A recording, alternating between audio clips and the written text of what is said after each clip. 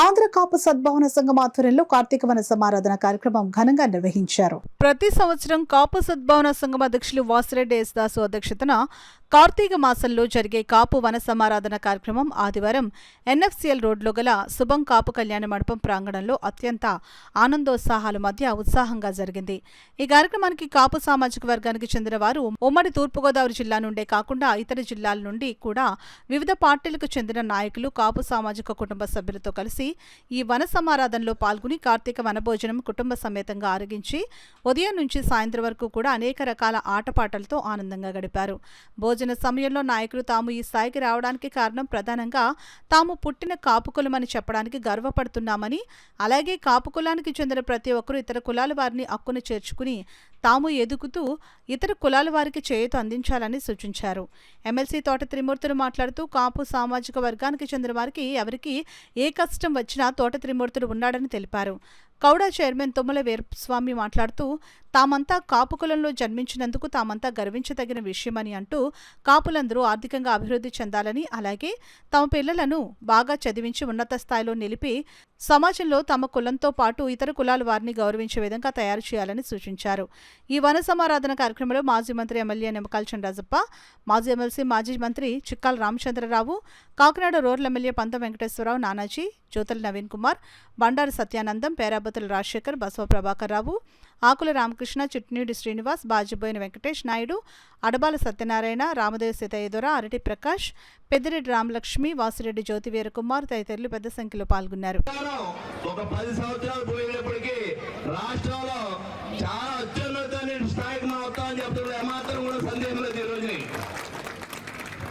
అయితే మీ అందరికీ నేను మనవి చేసేది, రాజకీయాలు అనుకున్నప్పుడు ఎవరికి నచ్చినటువంటి పార్టీల్లో వాళ్ళు ఉంటారు. వాళ్ళ యొక్క అవసరాల కోసం, లేకపోతే వాళ్ళకు ఉన్నటువంటి అవకాశాల కోసం రాజకీయాలు అనేటువంటి చేస్తుంటారు. అధికారంలో ఉన్నటువంటి రాజకీయ పార్టీలో ఉన్నటువంటి కాపులు తోటి కాపుడి సహాయం చేయడానికి ముందు ఉండాలన్నటువంటి బాధ్యత ఉంది.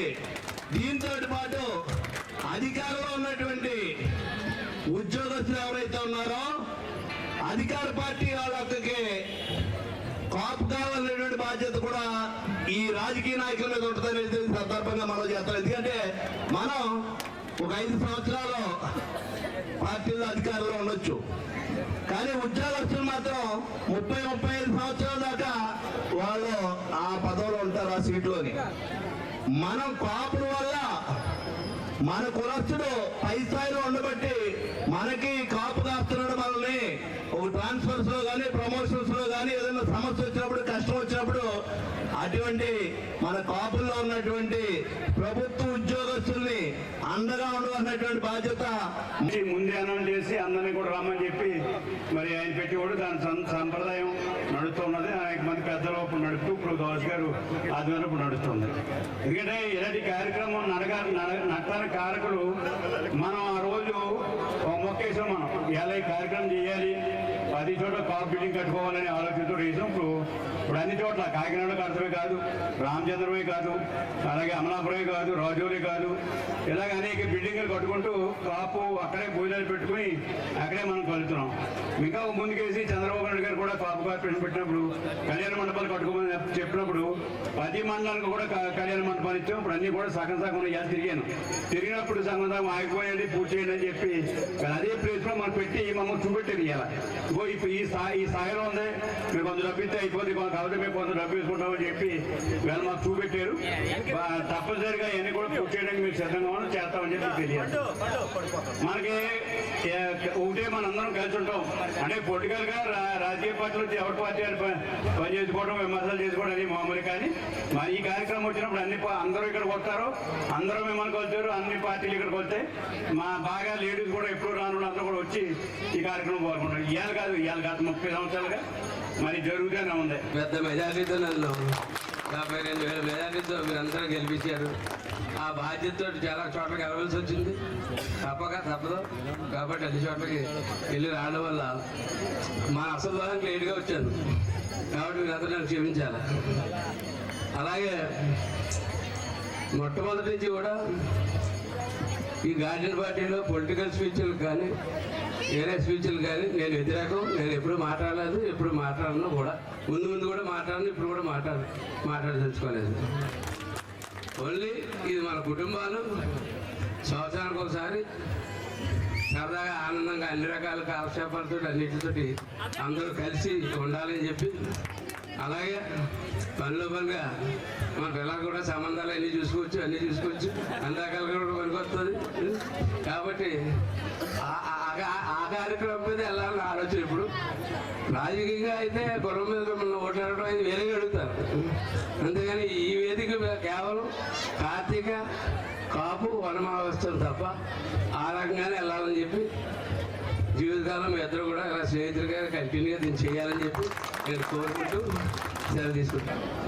మాకు తెలుసు నాయకుల్లో ఏదైనా కష్టం వస్తే కాపు జాతికి అండగా నిలబడాలని, తర్వాత వారి యొక్క స్ఫూర్తిని అందుకుని తర్వాత జ్యోతుల నెహ్రూ గారు, తోట తిరుమూర్తులు గారు ఇద్దరు కూడా జిల్లాని మేమున్నాం, మీ వెనకని ఎప్పుడు మన వారందరికీ అండగా ఉండేటువంటి నాయకులు. ఇలా చెప్పుకోకపోతే అనేకమైనటువంటి నాయకులు మన ముఖ్యంగా మన తూర్పుగోదావరి జిల్లాలో మనకి ఎప్పుడు అంటే మనకి కష్టం అంటే ఈ కాపు జాతికి తూర్పుగోదావరి జిల్లాలో తెలియదు. అందుకే మనం ఈ రాజకీయ నాయకులు పెద్దగా పట్టించుకో. ఏమవుతుంది, మనకి ఇక్కడ ఎవడో ఎదురు లేరు కాబట్టి మనం జనం ఎక్కువ ఉన్నాం, మన కష్టం తెలియట్లేదు. రాష్ట్రం అంతా తిరిగేటువంటి ఇటువంటి నాయకులు తెలుస్తుంది మన యొక్క కష్టం. మన జాతిని ఎంత చిన్న చూపు చూస్తా ఉన్నారో, ఉన్నటువంటి కులస్తులు అనేటువంటిది మనకు రాష్ట్రం అంతా పడుతున్నటువంటి కాపు బలిజ వండ తెలగ అనేక మంది అయినటువంటి కులస్తులు ఎంత ఇబ్బందులు పడుతున్నారో, అటు రాజకీయంగా ఆర్థికంగానే మనం ఒక్కసారి రాష్ట్రం యావత్తు చూసుకోవాలి. ఒక్క తూర్పుగోదావరి జిల్లాలో మరియు ముఖ్యంగా కాకినాడ జిల్లాలో మనకైతే ఎదురు లేదు ఈ కులానికి. కాకపోతే మొత్తం రాష్ట్రం యావత్తు కూడా మనం దృష్టిలో పెట్టి సంవత్సరంలో ఒకసారే జరుగుతాయి పెళ్ళిళ్ళు. అయితే కొన్ని కుటుంబాలే కలుస్తాం, కానీ మరి ఇలాంటి వనభోజనాలకైతే ఈ జిల్లాలో మారుమూల ప్రాంతాల్లో ఉన్న అందరం కూడా కలుస్తాం. కాబట్టి మన మంచి చెడ్లు అన్నీ తెలుసుకుని మన పిల్లల భవిష్యత్తులో మరి సాంప్రదాయాల గురించి తెలుసుకోవడానికి ఇది ఎంతో దోహదపడుతుందని తెలియజేసుకుంటూ, అదేవిధంగా ఈరోజు మనం చూసుకుంటే సమాజంలో ఆర్థికంగా కొంత మరి వెనకబడతాం నుంచి ముందుకు వెళ్తున్నాం, కానీ రాజకీయంగా ఇంకా ఎదగవలసిన అవసరం ఎంతైనా ఉంది. చిరంజీవి గారు అవ్వచ్చు, పవన్ కళ్యాణ్ గారు అవ్వచ్చు, మరి అలాంటి గొప్ప వ్యక్తులు వారి యొక్క స్టార్ హీరోస్ కూడా మరి ఈరోజు వాళ్ళ స్థానాన్ని వదిలి మరి రాజకీయాల్లో తీసుకొచ్చి మనం కూడా రాజకీయాల్లో నిలదొక్కుకోవాలనే ఒక నిరూపణ చేశారు పవన్ కళ్యాణ్ గారు. ఈరోజు దేశంలోనే మరి ఎక్కడా కూడా ఏ రాజకీయ పార్టీ కూడా 100% సక్సెస్ రేట్తో సీట్లు గెలిచినాయి అంటే అది యొక్క పవన్ కళ్యాణ్ గారి యొక్క సత్తా అని మనందరం గర్వంగా చెప్పుకోవచ్చు. ఇంకా మనం భవిష్యత్తులో అది మీ వల్లే సాధ్యం అవుతుంది. ముఖ్యంగా పవన్ కళ్యాణ్ గారు, పంతం నానాజీ గారు, జ్యోతుల నెహ్రూ, నవీన్ గారు మాలాంటి వాళ్ళు ఉంటాం. కానీ కింద స్థాయిలో మనం ఇంకా మిగిలిన వర్గాల్లో కూడా మనం మంచి పట్టు సాధించి మనం ఏదైనా చేయగలరో నెగ్గించడమే కాదు, మనం ఎప్పుడు కూడా పల్లకి మోయటమే కాదు, మోయించుకునే స్థాయికి కూడా మనందరం ఎదగాలని సందర్భంగా తెలియదు. ఏ కులస్తుడు వచ్చినా సరే, ఎవరు వచ్చినా సరే, కాకినాడలో అడుగు పెట్టిన తర్వాత కాపోడిని అని చెప్పుకోవడానికి కాపోడు గౌరవంగా ఫీల్ అయ్యాడు. ఉన్నవాళ్ళు కూడా మేము కూడా కాపులమే అని చెప్పుకునేవారు. అటువంటి పరిస్థితి నుంచి కాపోడునని చెప్పుకునే పరిస్థితి, భయపడే పరిస్థితికి దిగజారిపోయాం మనం ఈ రోజున. ఎందుకు దిగజారిపోయాం? భయం. ఇప్పుడు రాజకీయంగా మేము తిరుగుతున్నాం, నానాజీ గారు కానీ, రాజశేఖర్ గారు కానీ, మేమందరూ కూడా రాజకీయంగా తిరిగి గట్టిగా మాట్లాడడానికి భయం. ఎందుకు భయం? యూనిటీ లోపం. మనకి కలిసిమెలిసి వెళ్ళే చాలా తక్కువ. ఎందుకంటే మనకు ఆలోచన కన్నా ఆవేశం చాలా ఎక్కువ. ఆలోచనతోటి కూడిన ఆవేశం ఉన్నప్పుడు, మంచి నిర్ణయాలు తీసుకున్నప్పుడు మనం ముందుకెళ్ళగలుగుతాం. కానీ కేవలం ఆవేశంతో ముందుకెళ్ళేటప్పుడు చాలా నష్టపోతాం. ఆ పరిస్థితుల్లో అన్ని విధాలా కూడా రాజకీయంగా, ఆర్థికంగా,